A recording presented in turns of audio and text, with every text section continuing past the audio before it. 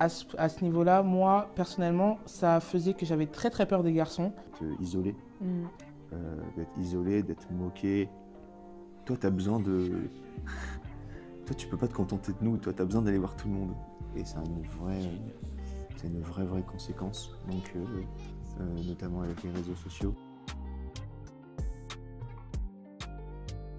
Ok, donc on en vient à notre dernière partie. On a beaucoup parlé témoignages, beaucoup parlé de ce qui était important pour bien construire sa confiance en soi et de tout ce qu'on a pu vivre étant petit. On a beaucoup témoigné de nos traumas d'enfance par rapport à la confiance en soi, etc. Et j'ai beaucoup aimé le fait que tu parles des téléphones aussi parce que c'est un enjeu.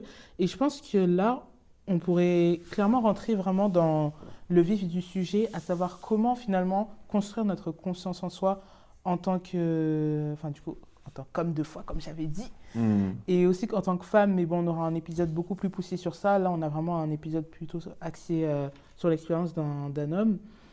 Et je pense que j'essaie de voir comment je peux introduire ça, mais en fait, on va dire les choses très clairement. Nous, on sait. Non, on Vas-y, dit cache. cash. Cash. Je parle français. Français. On va dire les choses très clairement. Nous, en tant que chrétiens, on sait que notre identité, elle est en Christ. Mais c'est pas toujours évident de le savoir quand tu deviens chrétien, quand tu donnes ta vie à Jésus.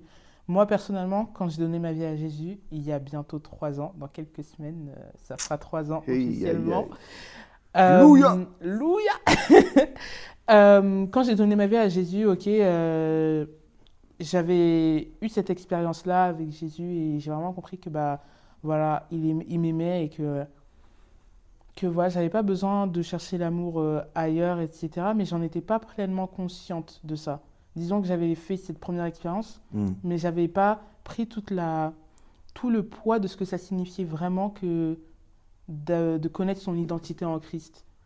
Et ça, c'est quelque chose que, encore aujourd'hui, tu vois, j'apprends à construire, mais dont j'ai pris conscience par différentes expériences qui m'ont clairement montré que voilà, si tu n'as pas confiance en toi, il faut que tu le comprennes.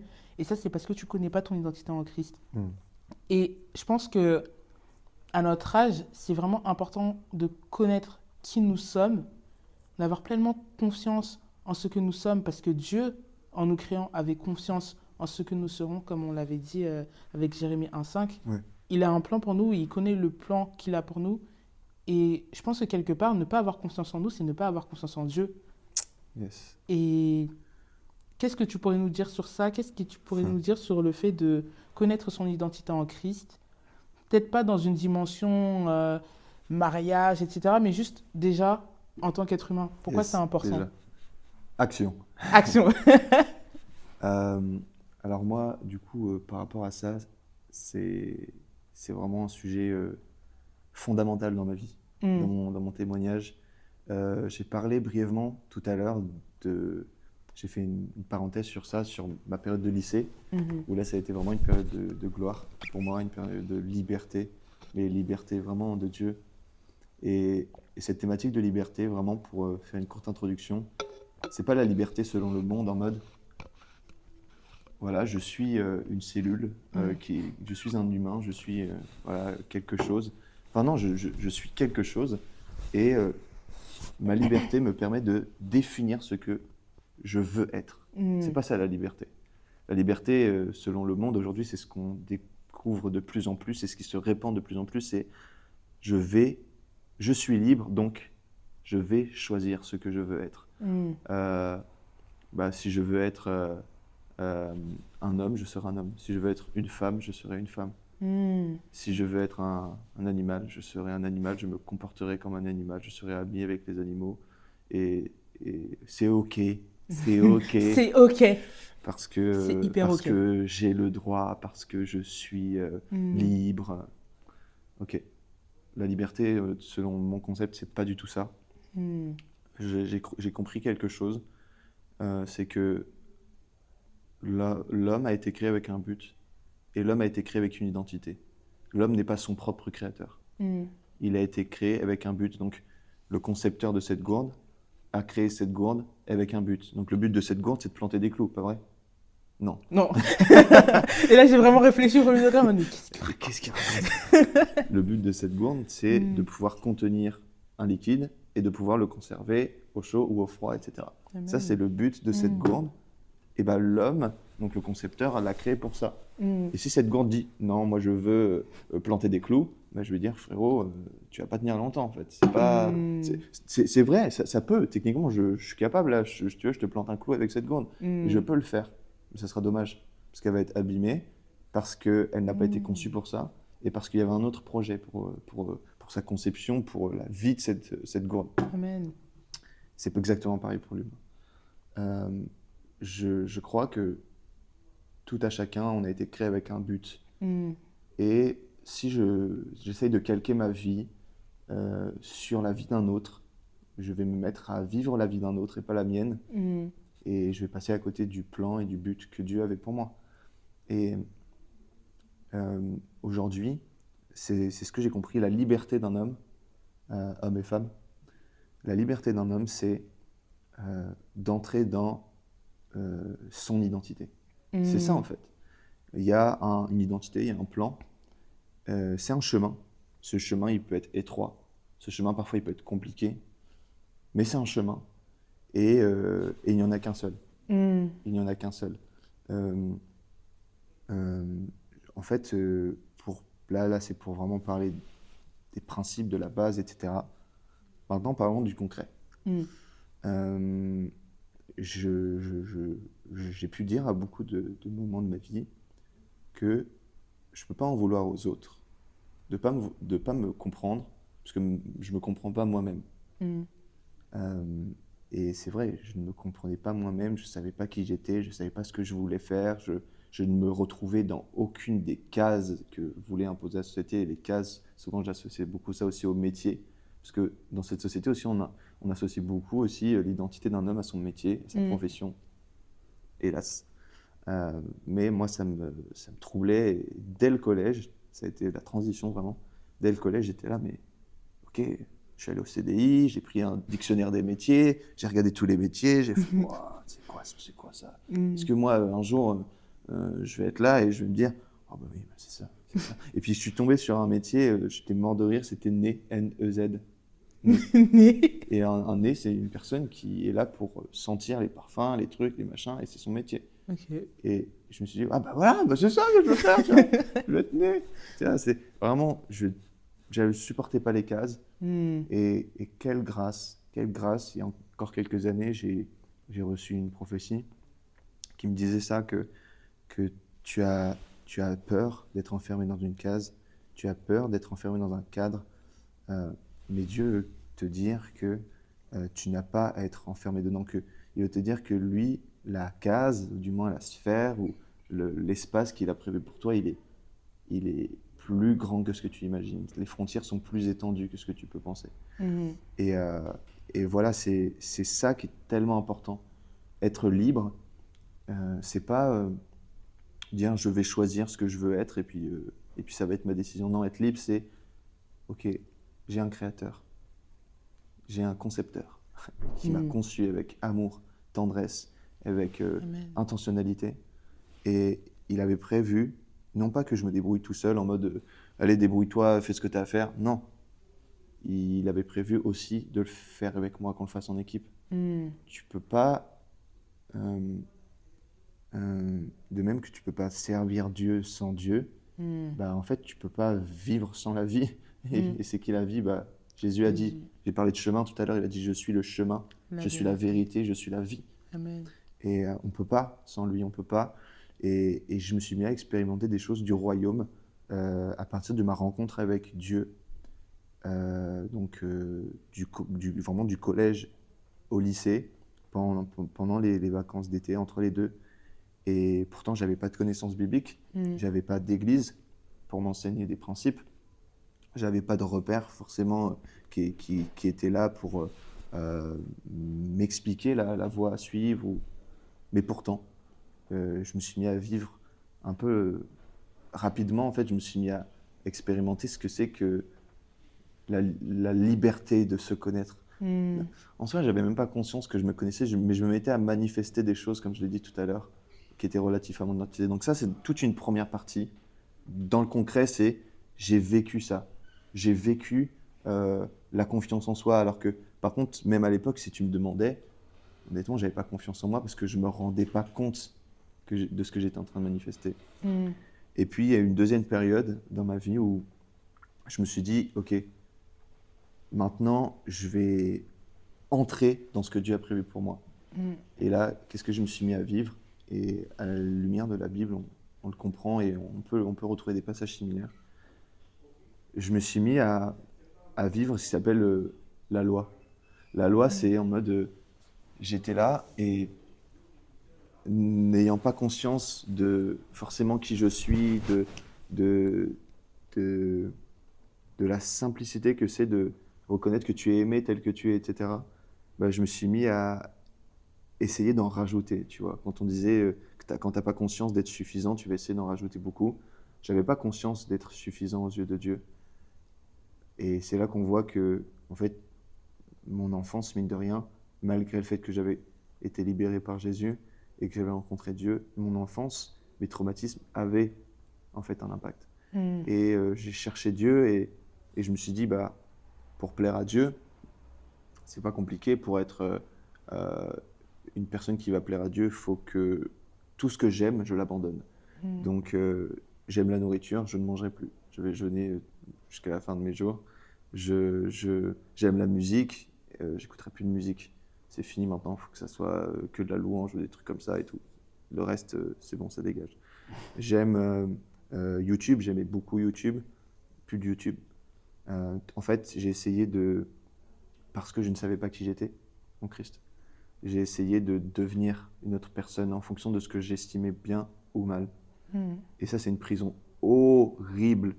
Alors, il y a la première prison dont j'ai parlé tout à l'heure, qui est la prison de la liberté selon le monde. C'est une prison, hein. Parce qu'en fait, si tu dis, moi, je suis ce que je décide d'être, frérot, Ça fonctionne pas. écoute, il y a écrit dans Galates que l'homme ne fait pas ce qu'il veut. Soit tu fais ce que la chair veut, soit tu fais ce que l'esprit veut. Mais tu ne fais pas ce que Dieu veut. Mais tu ne fais pas ce que tu veux. Tu es esclave soit de l'un ou soit de l'autre. Donc en fait, quand tu dis, quand tu prétends avoir cette liberté-là de moi je vais être ce que j'ai envie d'être, en fait tu es influencé par des choses extérieures que tu ne vois pas, parfois des choses invisibles. Et ça, c'est un esclavage. Maintenant, il y a un deuxième esclavage qui concerne les chrétiens, malheureusement, ou les personnes qui essayent de suivre certains principes religieux. Et là, c'est un autre esclavage qui va être lié à je ne suis pas suffisant, je ne suis pas assez, il faut que je mérite, il faut que je fasse beaucoup de bonnes choses parce que j'ai de la culpabilité, parce que je suis pécheur, etc. Et en fait, comme je l'ai dit tout à l'heure, la Bible, la vérité est toujours au milieu de cet équilibre. Et vraiment, ce que dit la parole de Dieu par rapport à ça, parce que du coup, quand je cherchais à plaire à Dieu, je me suis dit, il ne faut surtout pas que j'ai confiance en moi. Parce que la confiance en soi, c'est quoi? C'est de l'orgueil. Je me suis dit ça, en fait, dans ma logique. Et en gros, tout simplement, j'essayais d'évaluer tous mes faits et gestes sur une sorte de bascule de qu'est-ce qui est bien, qu'est-ce qui est mal. Et pour moi, la confiance en soi, c'était à bannir. C'était pas une mauvaise chose que je me déteste, parce que ça me permettrait de encore plus aimer Dieu. C'était pas une mauvaise chose de pas avoir confiance en moi. Ça me permettrait d'avoir plus foi en Dieu. Et du coup, par rapport à tout ça, j'ai vraiment passé une bonne partie de mon temps là-dessus. Et c'est plus tard que Dieu, petit à petit, il m'a permis de me rendre compte de certaines choses. Et tout à l'heure, je pensais à ça, vraiment, qui est extraordinaire. Jésus, tu connais le sermon sur la montagne? Jésus va se mettre à parler à toute une foule, et il va leur dire des choses extraordinaires. Et il va répéter plusieurs fois cette même phrase. Il va dire « Vous avez entendu qu'il a été dit, mais moi je vous dis ». Et Jésus, c'est le travail qu'il fait en nous. par rapport à la confiance en nous, par rapport à tout. Vous avez entendu qu'il a été dit. Donc, Christy, tu as entendu qu'il a été dit ça sur toi. Mais moi, je te dis ça. Tu vois le truc de fou? Amen. Il est en train de transformer et de renouveler notre intelligence. Et ça a mis beaucoup de temps, alors que j'avais renoncé au rap, par exemple. J'avais renoncé à l'art en général. L'artiste égale orgueilleux. L'artiste utilise le don de Dieu pour sa gloire. Ça va à la poubelle. C'est pas bon, c'est mauvais. Et ben, ça a pris du temps pour que Dieu me dise « Mais je t'ai jamais dit ça. Je t'ai jamais dit ça. » Et il y a une telle liberté en Christ. Pour conclure, je dirais vraiment par rapport à ça que quand tu es chrétien et la confiance en soi, en elle-même, l'assurance aussi, on pourrait dire, l'assurance c'est puissant. L'assurance, c'est quelque chose que si Dieu ne te donne pas, tu ne peux pas la fabriquer. Hein. Tu ne peux pas la fabriquer. Ce n'est pas de l'orgueil. Et avoir confiance en soi, comme tu l'as dit, c'est avoir confiance en Dieu. Pourquoi? Parce qu'en Christ, on a été réconcilié avec Dieu. Donc, avoir confiance en soi, c'est pas être orgueilleux. L'orgueil, c'est avoir confiance en quelque chose qui rivalise avec Dieu. Comme Satan, par orgueil, il a voulu rivaliser avec Dieu. Mais toi, si tu as confiance en toi, tu n'as pas confiance en ta chair. Ta chair, tu sais qu'elle est pourrie, hein, tu sais que non. Tu as confiance en Dieu qui habite en toi. Amen. Et qui t'a donné des capacités. Et ça ne dépend pas du regard des autres. Et j'aimerais vraiment illustrer ça avec un témoignage qu'on a vécu ensemble il y a 2 semaines, qui était vraiment très fort, où j'ai entendu une phrase qui m'a impacté, d'une sœur qui a témoigné que, bien qu'elle soit aujourd'hui connue et qu'elle soit utilisée par Dieu en fait au travers de l'art, et elle a dit qu'elle n'avait pas confiance en elle auparavant. Elle n'avait pas confiance en elle au tout début. Donc il y avait ce don, mais elle était incapable. Et on a tous un don. Ce dont j'ai parlé, cette mission, cet ADN de Dieu, cette chose-là qu'on a, si tu es sur Terre, c'est que tu l'as en fait. L'apôtre Paul dira « Qu'as-tu que tu n'aies reçu ?» Et si tu l'as reçu, comment est-ce que tu peux t'enorgueillir de ça comme si tu ne l'avais pas reçu? Tout ce que tu as est un don de Dieu. Maintenant, elle se retrouvée dans une situation où elle a reçu un don, mais elle n'a pas confiance en elle. Donc, en fait, il se retrouve immobilisé, ce don. Et quel a été ce changement de mindset? Elle s'est rendue compte qu'elle n'avait pas besoin d'attendre de l'extérieur une validation, d'attendre de l'extérieur de l'amour pour qu'elle soit complète dans son identité, mais que, au contraire, c'est en reconnaissant qu'elle a reçu quelque chose, de la part de Dieu, que son identité est complète en Dieu, que par amour, elle va pouvoir donner aux autres. Et ça m'a vraiment fait titer. Cette semaine, j'y pensais et j'ai réalisé c'est pas possible. Depuis tout petit, je sais pas pourquoi, mais Dieu m'avait donné une habilité, enfin, je sais pas, un cœur pour donner aux autres. Et ça, sincèrement, c'est un cœur c'est un cœur de roi, c'est un cœur de Dieu, ça. C'est Dieu qui donne. Et Dieu m'a donné un cœur comme ça. J'aimais donner. Une des choses que j'aimais le plus faire sur cette terre, c'était donner. Donc, je faisais un dessin, je le donnais. Je fabriquais un truc, je le donnais. Je trouvais un truc, je le donnais. Je voulais donner. Et puis, quand il y a eu tous ces problèmes d'identité, de confiance en soi, j'avais toujours cette envie de donner.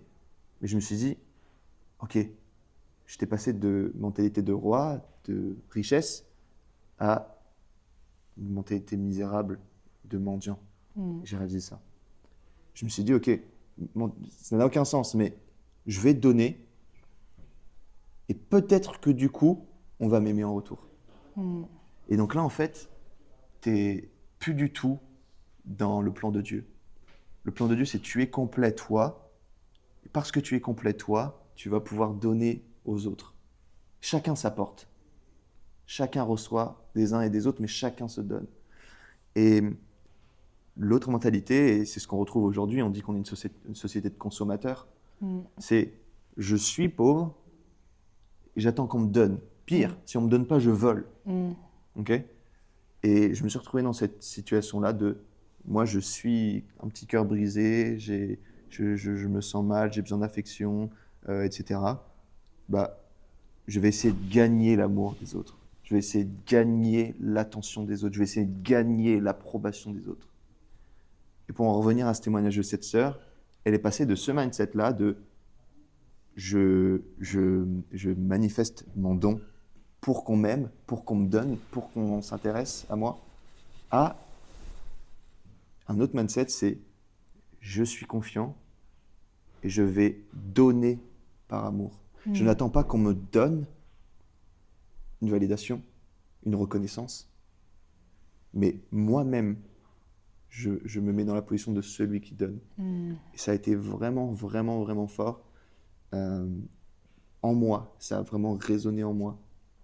Et je pense que c'est une clé indispensable de comprendre que la confiance en soi, c'est pas certaines choses qu'on peut voir dans le monde. Et je pense que dans le monde, on va qualifier de confiance en soi beaucoup de fois, en fait, tout simplement une prétention et un orgueil. Quelqu'un qui a confiance en lui, c'est pas quelqu'un qui dit je suis le meilleur, etc. Ou je suis un beau gosse, etc. Non. Par contre, la confiance en soi, c'est le roi David qui va dire je te loue, Père, je te loue, Seigneur, de ce que je suis une créature merveilleuse. Une créature. Ça veut dire quoi? Ça veut dire qu'il y a un créateur, n'est-ce pas? Ça, c'est de l'humilité. Amen. Ça, c'est de l'humilité. Et la confiance en soi en tant que chrétien, c'est possible. C'est possible. C'est pas une confiance en mode je ne tomberai pas, je serai parfait, je vais rester fort, etc. Je vais avoir 20 sur 20. Les gens vont m'aimer parce que je serai stable, parce que je serai un exemple. Pas du tout. Mais c'est une confiance en soi qui est basée sur que suis-je? Que suis-je moi en tant qu'homme, en fait, pour penser que Dieu ne peut pas me rendre capable, en fait. Et s'associer à Dieu de nouveau, dans l'identité que nous sommes, comme Jésus a dit, je suis la lumière du monde, vous êtes la lumière du monde. Amen. S'associer à Dieu, comme il a dit, je suis fils de Dieu, vous êtes fils de Dieu. S'associer à Dieu dans son identité, comprendre qu'on est complet et qu'on n'a pas besoin de prouver. J'aime beaucoup ça. Je suis approuvé, j'ai plus rien à prouver en fait. Ça, c'est vraiment ça le chemin de la liberté. Il se trouve qu'en Jésus-Christ. Je n'ai pas envie de mentir, de faire comme j'ai dit, du politiquement correct. Il se trouve qu'en Jésus-Christ. Amen. Drop the mic. Drop the mic. Ok, il y a beaucoup de choses qui ont été dites, beaucoup de choses fondamentales que j'avais notées et que tu as dit pour moi. Donc ça, c'est trop cool. Mais pour conclure un peu sur cette idée, tu nous as parlé vraiment de beaucoup de choses et de beaucoup de clés vraiment fondamentales pour avoir confiance en soi, avoir confiance en soi en tant qu'homme et même en tant que femme, en fait. Ça se rejoint aussi, beaucoup. Et je pense que parfois aussi, on peut avoir beaucoup cette pression, et je pense que tu le confirmeras, mais en tant qu'homme, on peut beaucoup avoir cette pression parce que, comme on voit dans Éphésiens 5, voilà, l'homme doit tenir sa famille, doit être le chef de sa famille. Et en fait, je reviendrai même sur un verset, dans 1 Timothée 3, versets 3 à 7, que je vais lire. Il faut que ne... Pardon. Il faut qu'il ne soit ni adonné au vin, ni violent, mais indulgent, pacifique, désintéressé, donc l'homme. Il faut qu'il dirige bien sa propre maison et qu'il tienne ses enfants dans la soumission et dans une parfaite honnêteté. Car si quelqu'un ne sait pas diriger sa propre maison, comment prendra-t-il soin de l'Église de Dieu? Il ne faut pas qu'il soit un nouveau converti, de peur qu'enflé d'orgueil, il ne tombe sous le jugement du diable. Il faut aussi qu'il reçoive un bon témoignage de ceux du dehors, afin de ne pas tomber dans l'opprobre et dans les pièges du diable. Et en fait, je trouve que ce verset, en fait, il résume juste tout ce que tu as dit et un peu tout ce qu'on disait. Et en fait, ça boucle la boucle dans le sens où c'est important d'avoir des fondements solides quand on est petit pour avoir confiance en soi. C'est important de s'entourer des bonnes personnes dans l'adolescence pour continuer justement à fortifier ses fondements. Et c'est important de connaître son identité en Christ quand tu es adulte, parce qu'on est tous appelés, ou pas hein, d'ailleurs, mais on est quand même, pour ceux qui sont appelés à avoir une famille, à avoir des enfants. Et c'est hyper important que on sache qui on est et on sache donner des bonnes valeurs à nos enfants. Parce qu'en fait, c'est juste une boucle. Un enfant qui aura pas eu ces valeurs étant petit, en fait, ça sera juste un enfant qui devra les apprendre lui-même avec ce qu'il aura, le monde, ou bien Dieu s'il rencontre Dieu suffisamment tôt. Et c'est hyper intéressant parce que je pense que la réponse à notre question de base, à savoir comment avoir confiance en nous en tant qu'homme de foi, enfin du coup pas pour moi, mais pour toi, homme de foi, c'est vraiment ça en fait. Connaître son identité en Christ, connaître ce que c'est qu'être un homme de foi, ce que c'est qu'être un enfant de Dieu, ce que c'est qu'être un homme dans la Bible et pas selon le monde, ce que c'est même d'être un être humain, ce que c'est qu'être une créature de Dieu. Et ça résume vraiment tout ça. Et ça se rapporte même au service, en fait, comme on l'a vu dans le verset. Si tu n'es même pas capable de tenir ta maison, qu'est-ce que tu vas faire à l'église, en fait? Tu vois? Et ça boucle un peu tout ça. Et franchement, je te remercie, Simon, pour ce témoignage que tu nous as apporté. Merci à toi. De rien, Ta confiance. c'est normal. Et je pense que même ce verset, il conclut même très très bien, en fait, le podcast. Genre, j'ai trouvé vraiment fort un Timothée 3, un Timothée 3 à 7. Parce que c'est vraiment un verset fondamental qui résume tout ce que tu as dit. Et voilà, je pense qu'on peut s'arrêter là. Est-ce que tu as un petit mot pour la fin, pour conclure? Ouais, je dirais que En 1 minute. même pas une minute, je dirais que trouver son identité, avoir l'assurance, apprendre à avoir confiance en soi et à s'aimer, c'est quelque chose c'est un processus, c'est pas du jour au lendemain. Par contre, j'aimerais encourager n'importe quelle personne qui se tient ici à, à ne pas abandonner et à pouvoir peut-être se rendre compte qu'elle n'est pas seule et qu'il existe tellement de personnes, et je fais partie de ces personnes, de personnes qui ont beaucoup lutté pour réussir à s'aimer et avoir confiance en eux, mais qu'elles puissent vraiment se revêtir d'humilité et comprendre que c'est en Jésus-Christ qu'on obtient ça, c'est en Jésus-Christ qu'on comprend qu'on a dans son amour tout ce dont on a besoin, rien à chercher autre part. C'est mon mot de la fin. Yeah. Merci Simon, merci à vous de nous avoir suivis. Et on se retrouve dans un prochain épisode sur la confiance en soi, ou autre chose d'ailleurs. Et je te remercie encore pour tout ce que tu nous as apporté. Et on espère aussi voir Simon dans un autre format de Je te passe le mail.